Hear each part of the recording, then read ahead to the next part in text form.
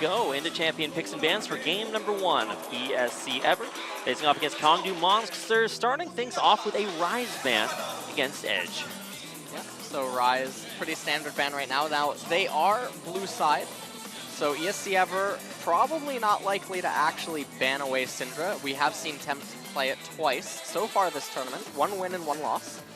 Interesting to see the Elise ban. We actually saw that talked about a little bit earlier on about how maybe that's it's definitely Bless's strongest champion, so wise to take that away from him. He is so integral to their team comp. Right, and it also sets up Punch to play the Lee Sin with less risk, given that the Lee Sin-Elise matchup can get a little bit crazy at some points.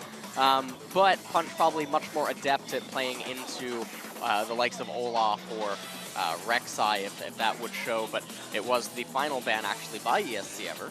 Yeah, and with the Rek'Sai ban as well, setting up this Olaf pick. Now, Olaf maybe not the champion that LS would pick to open his Christmas present, unwrap an Olaf. That's like a sack of coal in there, but we've seen some good Olaf performances.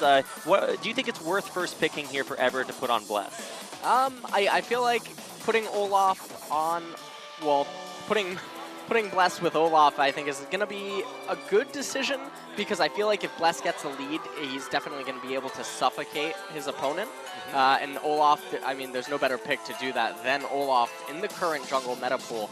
And so if ESC Ever can find an advantage, I'm pretty certain that they can bring it home through Bless. So priority on junglers, not only in the ban phase, also in the picks, taking both of those out early. Roach locking in the Jhin for Soul, and that we've seen Soul actually be a pretty incredible carry, and I believe Captain Jack actually highlighted that during our interview. So nice to see that on a power pick, and there's that Varus. We actually, I thought it was going to be banned away, but it's hovered over there by Ever. Yep. And so the Varus and Karma, this is a pretty strong lane composition if they choose to put them both in the bottom lane. However, that Varus and the Karma are both technically actually flexible. So that's a little bit scary right now. Could be in the mid lane, could be in the bottom lane, who knows? And that's a big sort of question mark that Kongdu Monster are going to have to figure out. Now, they're actually highlighting some very interesting flexes as well. Yeah, and you know, speaking of another flex, right now we have the Echo highlight by Kongdu Monsters, and they might lock this in here. Crazy actually has played a lot of top lane Olaf up there in solo queue. And so it actually ties into the fact that ESC is Ever once again, because we've seen this early on in the KeSPA Cup, all 3 of their champions at this point in the draft phase are flexible, in the sense that Crazy could actually just use the Olaf, and not a lot of people know that Olaf actually devours Echo up in the top lane. So that might be a really cool flex pick to see, you know, flex in a way we haven't in a long, long time. Back when, I'm trying to remember the last time I saw a top lane Olaf, and it was quite a while ago. So now continuing to hover over some interesting picks as the Trundle and Echo are locked in for Kongdu Monster. Loken and Totoro are going to be the ones working on finalizing this ESC Ever roster. Now, because they are on the blue side, they're going to be forced to reveal it, and it does look like they are hovering over an Irelia and Cassiopeia that would set up some very interesting flex situations. Yeah, so Cassiopeia and Irelia, if they are locked in, which they are, so that's certainly going to be a top lane Irelia, and it's likely that that's going to be against Echo, so we might be seeing a little bit of a return of support Trundle. Okay, well, looking like the final pick here will be Orianna for Edge if that does finally get locked in, and it certainly looks like it will, and there it is. So we've got our finalized lineups for both of our semifinal teams here, and our first appearance of top lane Irelia for Crazy. Yep. And so this matchup can get a little bit chaotic if Crazy can manage to find a lead. Irelia is one of the better champions at managing to inflict a lot of pain onto Echo in the laning phase, although because it is Echo and this is still the patch where Tank Echo is alive and well, things can still get pretty scary as long as he can reach mid-game. Now, what do you think is the reason here for going so far outside of the pool of champions we've seen this far in the KeSPA Cup and grabbing that Irelia? Is it just for the 1v1 matchup, or does it have a deeper meaning for the ESC Ever team comp? Well, one of the things about Crazy is that he's actually played a unique champion in every single game. And so now, I mean, with the Irelia pick, he adds on to that. And I think that it just enables them to be more unpredictable, and it makes their opponents really question just what can ESC Ever pull out in the top lane.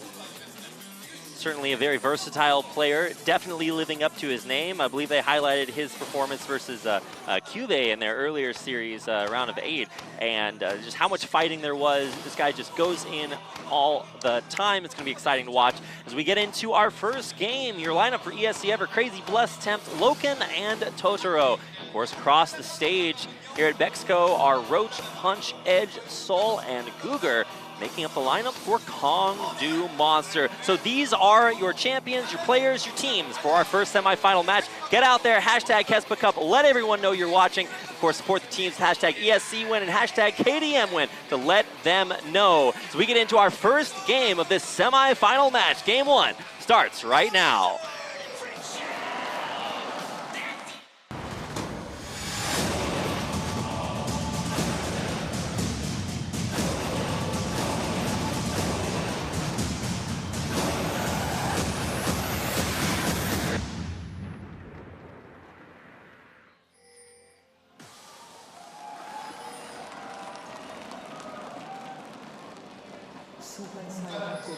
With a huge cheer from our Bexco Auditorium audience, we are getting into our first game of this best of 3 ESC Ever. On the blue side, taking on Kongdu Monster. In the red, Loken and the rest of ESC all scouted out by this Kongdu ward as they are 5-man invading this bottom jungle. Kongdu well aware of that, but it won't be anything other than just a deep ward here for ESC. Yep, and so getting that ward down will let them know exactly what Kongdu's going to do level 1. Now, again, it does look like a pretty standard start. Normally, in the KeSPA Cup, we've almost always seen fans, and I think that, okay, well, this is going to get maybe a little bit crazy, as Kongdu Monsters knows that all 5 of ESC's members are actually moving across the map, but this is a this field might trip. be a psychological ploy. Now they are making sure to avoid most common ward positions, and you can see even Tempt, as he walked back to mid, didn't walk over that ward and take maybe some free poke from Edge on his way back to mid. So trying to stay safe, but Bless and Crazy will be spotted out by a ward, just like Googer and Soul are on the opposite side of the map. So Googer and Soul starting with the Scromp. Tempt and Edge actually going really hard. Oh my goodness. Tempt losing the poison, of course, with it, the Twin Fangs damage, so he'll take a little bit of a worse side of that trade.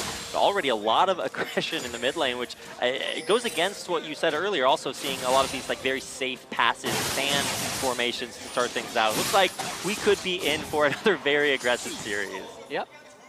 And right now, Lee Sin and Olaf respectively just continuing to clear out their jungle, so it's not like we're having any super aggressive moves. Olaf can immediately make his way over to Wraiths and Red Camp.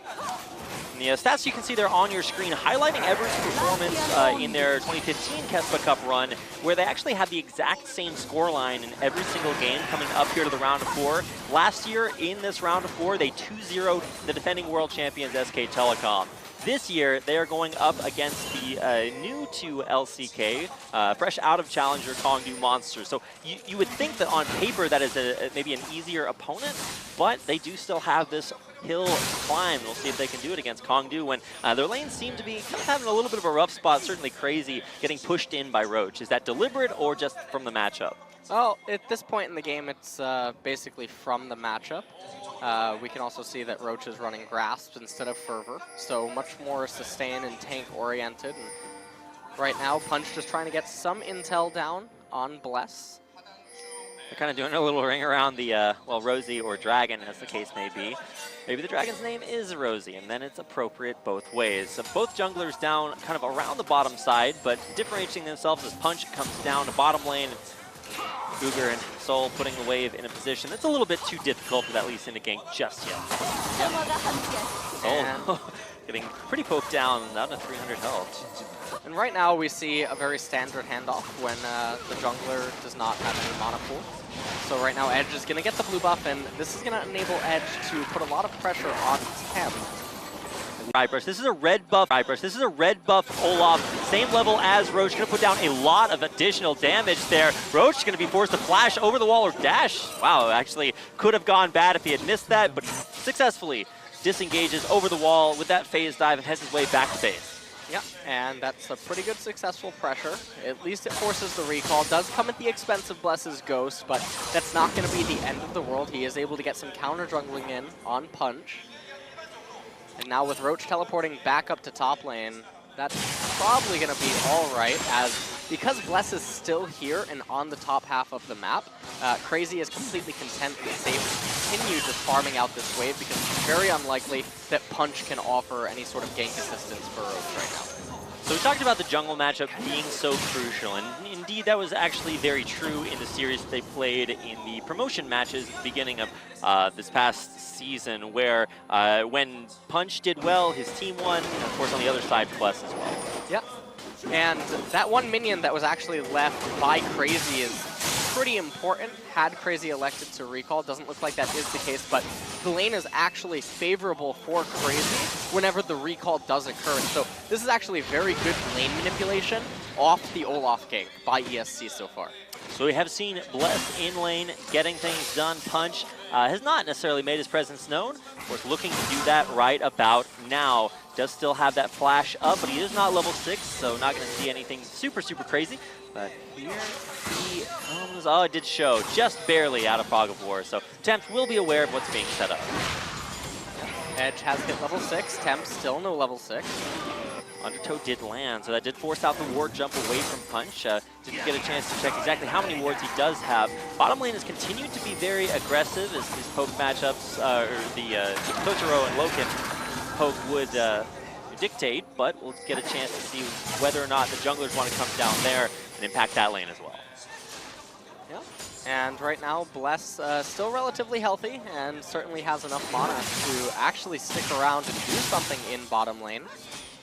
And as we're watching top lane, one of the questions I'm asking myself is if we're going to actually see Crazy opt into Wit's End this game due to the fact that they have a double AP composition on Conqueror's team. So both junglers know exactly where the other jungler is. A lot of poke down onto Guger as he backs off.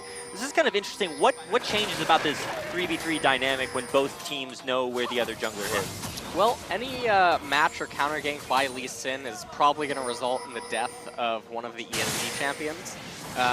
Any sort of counter or match gank by Lee Sin in any of these lanes really is going to be pretty catastrophic for ESC ever. So it's really going to come down to Bless's ability to find openings to create ganks where he knows that Punch is likely to be absent. And we should probably take this opportunity to talk a little bit about not just the early game, but where this is going to take us. As far as both of these two team compositions go, who do you really think comes out with the better early game, better late game? What are the objectives here?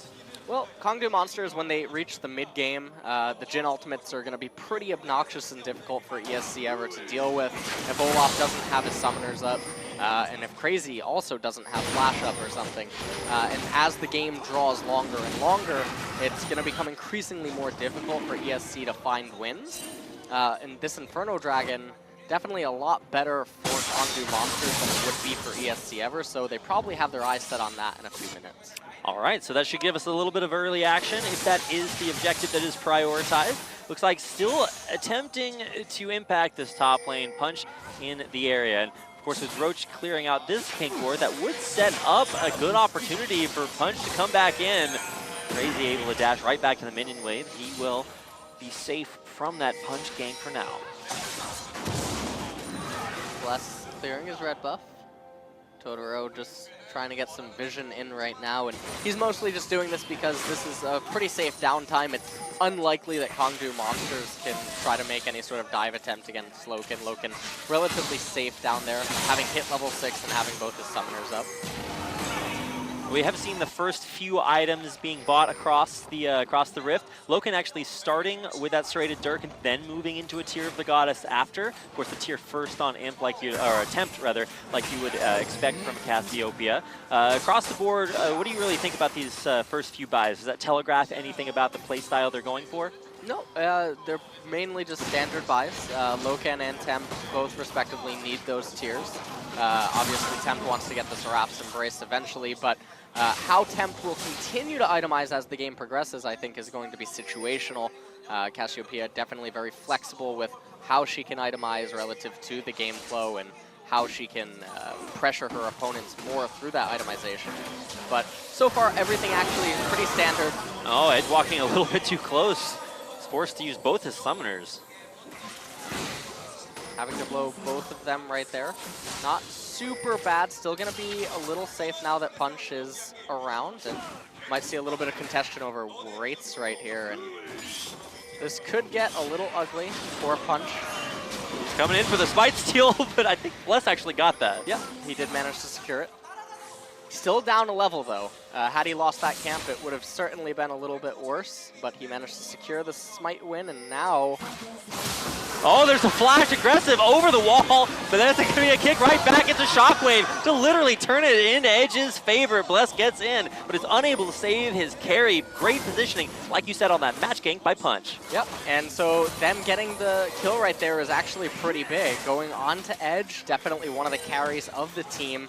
It's going to be very problematic for ESC, especially because Tempt also now having no summoners and also Bless having used his summoners prior.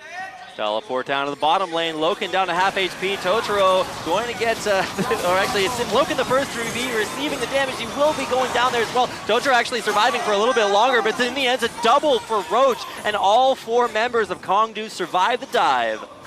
Yeah, and that dive was pretty good by Kongdu Monsters, and this is what I was talking about in the draft phase, where everything that they're doing is relatively standard. There's no surprise or special tactics actually occurring, and they're just taking the opportunities presented to them and punishing ESC for making mistakes. And this actually all ties into the mid gank that had just happened a little bit prior. They know that Tempt unable to respond to bottom lane. They know that it's impossible for Bless to actually be there.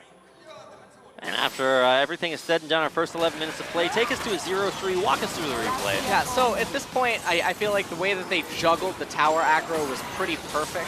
As we can see, they secure the double kill. Soul almost actually goes down. That was a little bit risky there. But they managed to get the double kill. They didn't translate it into an Inferno Drake capture, but it's still a pretty big win nonetheless. All planned.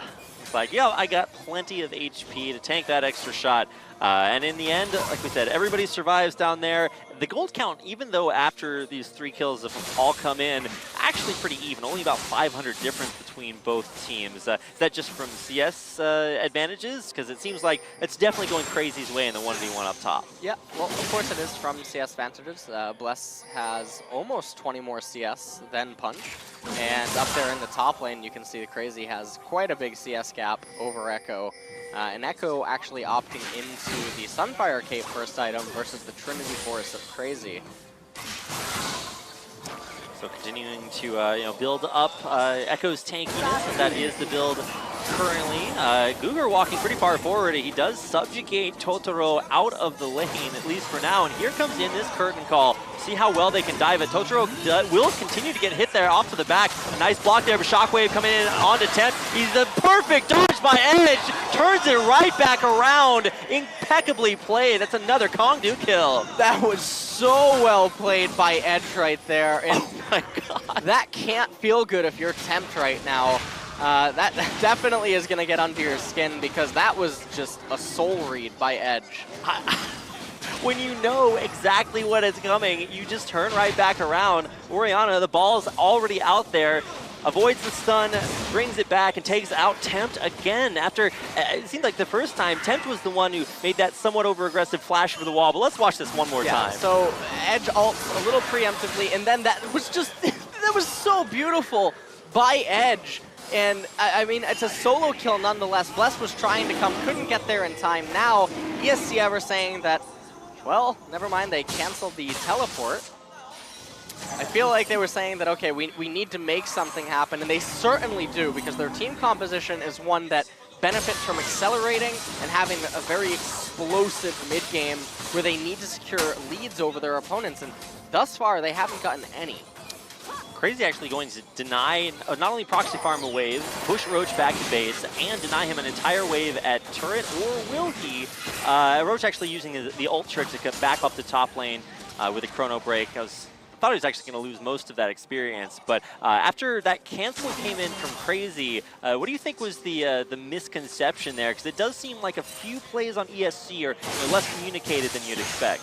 Yeah, they're definitely looking a little bit lackluster compared to the level of play that we've seen from them early on in the KeSPA Cup.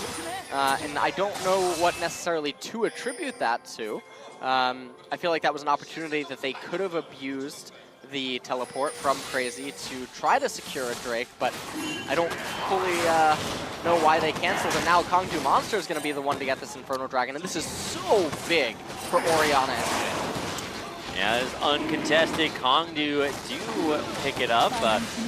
Not a flash. There's a ghost on Bless, so he won't be able to get in there for any steals. He is down on the bottom half of the map, though, so might be looking to turn something around. Do have ults for both AD carries, so Loken could try to block someone down and maybe allow the Olaf a chance to engage. But the ward game, really, from Kongdu is scouting everything out that they could ever do. Yeah, and the ward basically the ward game from Kongdu basically being focused on the bottom half of the map enables Punch to actually be a lot safer with his jungle routes in the sense that it's extremely difficult for ESC to actually coordinate ganks in the bottom lane there.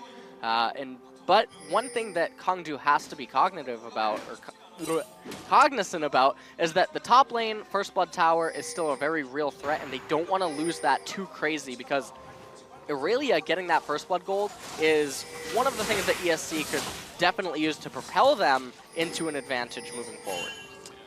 Now we've already seen First Blood go to Kongdu. First Tower Blood still out there for one team to take or another, and it does seem like Crazy's sustain in lane has been pretty good. Trinity Force now completed the big power spike that Roach is going to have to watch out for, and as both of the top laners will now have their teleports up, not just the 1v1, you got to keep an eye on their global pressure across the map. Now Pillar coming out there, pushing Totoro back. Nice job denying, getting locked down there by the Deadly Flourish. Mid lane, though, it's going to be Punch and Edge that push the weakened Tempt out of lane. Yep, and so rather than Punch actually having to move to the top side of the map, where his presence would definitely be a lot weaker, he instead elects to go mid lane and rush down that First Blood Tower. Now they're looking to make a play again onto bottom lane. 4 champions strong. Here comes the curtain call. Goober's actually pretty weak there. As he goes forward, he will subjugate there to start tanking this up. And there's Lee Sin going in for the dive. Beautiful flash from Totoro, keeps himself safe, but it's a dancing grenade that comes in and picks up Soul his kill. Crazy teleporting in, trying to stay alive, and he will survive there in the end. It's a 1-0 exchange in Kongdu's favor. Yep. And, I mean, with that victory, they're going to be able to back up here, and I don't think that ESC are actually able to take this any further without Loken, as they have no way to pressure Kongdu underneath their tower. So we're going to take a look at this again, and Soul, with the curtain call, inflicting a ton of damage. Punch a little bit slow on the kick onto Loken, but it doesn't matter anyway. Soul ends up picking up that kill. The exhaust comes out onto Crazy, and Edge manages to escape. And it didn't matter that Tempt had showed up because it was already too late. Yeah, I mean, the teleport coming in from Crazy almost evened that up, but a last-second exhaust, like you said, kept Edge safe, even after he did kind of miss that shockwave, but created a big zone that let Kongdu capitalize on those kills. And now back from base, getting more for their efforts. They pick up first turret, kill in bottom lane, and rotating through that bottom jungle, Punch rather stealing that red buff away. Yep, and Punch getting that red buff and now being on the bottom half of the map. And this is intentional. The way that he's been playing the map and acknowledging that his weak side was up there in the top lane, and how they basically placed all of their wards in the early and mid game thus far have been perfect. And you can see that ESC haven't been able to really react to it that well, and it just enabled Kongdu to punish all the mistakes that ESC ever were making. Punished they have been, and ever, while they may be strong up there in the top lane, you can see that absolutely gigantic 60 CS lead for Crazy over Roach.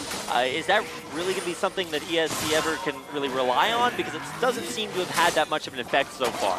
Well, the 60 CS advantage is almost negated by the 2 kills. Not entirely, but it's not enough of a lead that ESC would want up there on that Irelia. And so while the Irelia is strong and it's certainly always a threat, especially in the split push, Crazy not having Flash up for this next dragon that's coming up soon, and not having Teleport means that it's going to be relatively easy to contain. All right, well, we'll see if she gets contained up there in the top lane or joins the team and tries to make this a 5v5. It certainly looks like that is the option as ESC Ever start to walk their way down towards the bottom half of the map. Dragon up in 1 minute, so we will see if that's the next objective or if maybe we see more continual jungle pressure from these insane ward patterns that Kongdu have been putting out, just really lighting up the night there on that lower half of the map.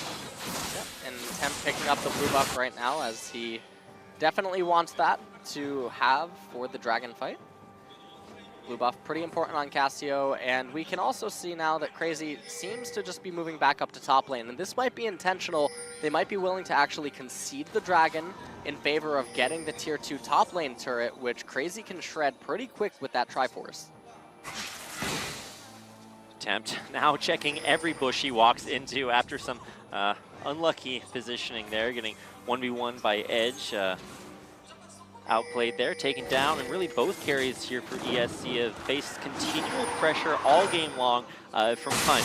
We talked about the previous time these two teams met in the LCK promotion matches. It was really the contrast between the two junglers that really led to Kongdu's inevitable 3-1 victory in that series. Now, this is only a best of 3, so you would think that Kongdu do still have very good chances. Is the KeSPA Cup buff alive and well? Can ESC Ever secure this dragon? They are on it. It's down to about 2k HP. It's going to be a spike fight in the end. It's actually Tempt that comes away with a nice dragon for ESC Ever. The curtain call comes out and chunks Bless out, but now it's actually Crazy that might be in a little bit of trouble. That's going to be a passive put to use, allowing Aurelia using the Ionian Fervor to get out of dodge. All those additional champions empowering the extra tenacity and allowing Crazy to survive. Yeah, and so that was a very big pickup by ESC. They certainly could not let Kongdu have that Inferno Drake. They know that they just got spotted out by a Trinket Ward, but looks like they're trying to burst the Baron anyway. Dealing actually a lot of damage to it. Death Cap completed on Edge's Orianna is going to contribute to that a lot. And now Bless coming in. Can he get to the Baron in time? It's dropping down 2,000 HP, 1,000. It's Bless in the pit. It's good for Punch after Bless went a little too early. In the end, though, it actually might be a few kills coming back towards the ESC Ever. They take out Edge. Everyone's still alive here for ESC, but they can't make it over the back Baron wall, and it will be the buff. Oh, wow. So, okay, Loken getting chunked out there, or Soul getting chunked out by Loken, who I thought might have found a few more, but a great smite there from Punch. I don't actually think Punch actually smote it. I think Bless got it down to like 100 HP. Yeah, well, I mean, the pickup of the Baron is gigantic right now for Kongdu Monsters. Now they're going to be unable to actually capture this mid lane tier 1 turret, primarily because of the Baron buff minions, and that is just a gigantic victory for Kongdu. You do have to question why they didn't blow more on trying to kill Crazy if the immediate follow-up was going to be a Baron play, but nonetheless, they secure it, and now ESC Ever is in a really rough spot. Certainly are, losing that big objective. I mean, you get a dragon, but at what cost? Now that evens up the Inferno Drake. Let's watch this smite again. So, I mean, Bless doing everything he could to get in here, and 75. Punch manages to secure it in the end, and then Kongdu Monsters goes full disengage mode as they all just try to live. And so they lose a lot of summoners. They lost Inferno Drake, but they picked up the Baron. And that's the most important point right now, as ESC Ever are not yet really equipped to deal with the Jhin and the Orianna. Both of whom are incredibly powered up right now. Death Cop on top of Inferno Drake. Really, really strong performance here by Edge. Not only in the 1v1, but also communicating the help that he needs from the team. So Crazy and Roach continuing to go at it. Roach getting the much worse part of that trade, but nothing to stop Kongdu from really pushing down these turrets off of that Baron advantage. And right now, I mean, as they move on to this bottom lane turret, I don't think it would be a very wise choice to actually take a fight. I feel like this would be a scenario in which you would regroup and fight for better positioning, especially because top lane and mid lane could be manipulated a little bit better for Kongdu Monsters, but it does look like they just want to siege for a little bit.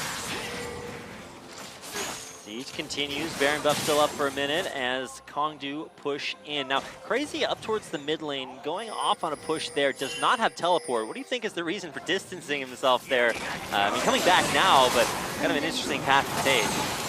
And here comes the curtain call from Soul, so this is one of the ways into the base, but again, Soul doesn't have that flash, he doesn't have that heal, so it's going to be quite the effort to actually protect him if Bless and Crazy try to go super hard on him. Yeah, they do need to find that way into the base, but what do you think is the best use of this last minute of Baron? I mean, recalling here for Kongdu, do you think they can get any more out of it, or is that the effect that Baron has had on the map for Kongdu? That's pretty much the effect that Baron has had on the map for Kongdu Monsters. Now, they're moving up to top lane, and they move to mid lane, and they fix that, but this is something that they should have been doing about 30 to 45 seconds ago, and they didn't do that. Instead, they opted to siege bottom lane turret. Crazy. Might be in a little bit of a rough spot. You just see this, like, you know, blood in the water sensed out here. And oh my god, a brilliant pillar trying to keep Crazy in that parallel convergence. Subjugated, yes, but here comes Bless. Try to keep the top lane turret alive. Defense successful for now, but a big commitment here for Kongdu. Crazy not going to get locked out by yet another great pillar from Guger. Pressure continues here. No Baron for Kongdu. It still looks like they will be able to save this turret. Won't be able to save the turret. With the turret going down, the siege looking like it might actually persist on. Curtain call probably going to be up soon here. And it is, so never mind, they are opting to recall.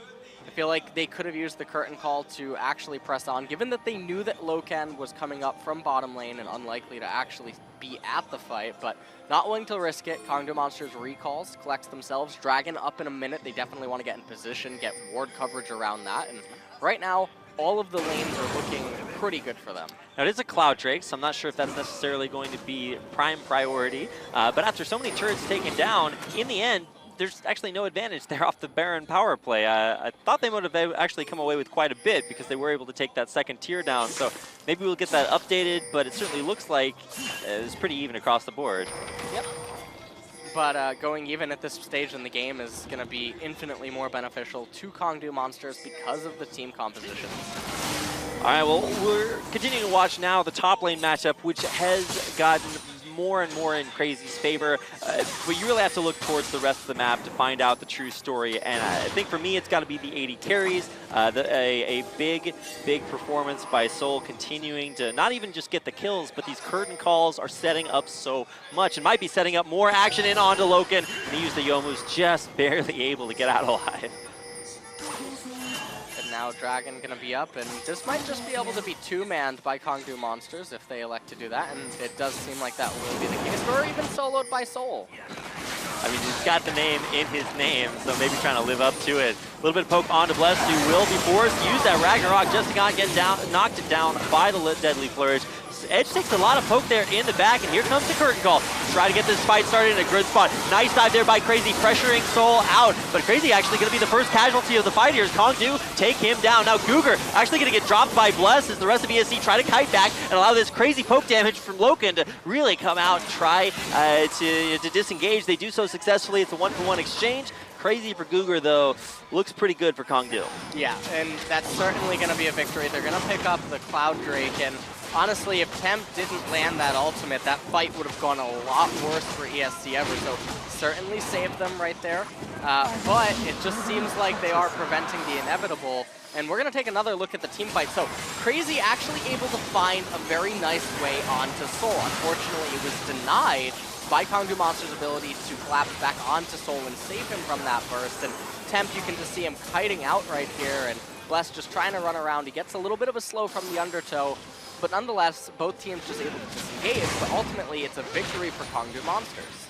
They do still continue to come out ahead, and now with one more kill coming Roach's way, making up for really the only CS advantage that was previously doing something for ESC ever. Now, Jungle still looking decent for them, but just the team play for Kongdu on the same page. And now that Baron is back up again, you have to imagine that this time Kongdu gonna cross their I's, dot their T's, or in the opposite order, but not going to allow Bless another opportunity to almost get in there for the steal. Yep. And with Baron being on the board and Kongdu Monsters, they're also going to have Summoner Spell advantage for the next fight. They won't have it up on Roach, which does affect some of his parallel convergence plays, but that's not how they really need to be playing. All they need to really do is use the Curtain Call, constrain ESC Ever to very tight areas of the map, and all they have to really do is survive Olaf's ultimate and his ghost, and at that point ESC Ever is going to run out of fuel, and it becomes too easy for Soul and Edge to just finish off the team fight. Wave clear good enough from ESC to stop the siege so far, and enough positioning, enough flank wards just to make sure that they are safe from anything Crazy wants to do. It's going to be so difficult for him to get around the corner. Loken just trying to clear the wave up top. Now, as far as the side lane positioning goes, the siege does continue to intensify.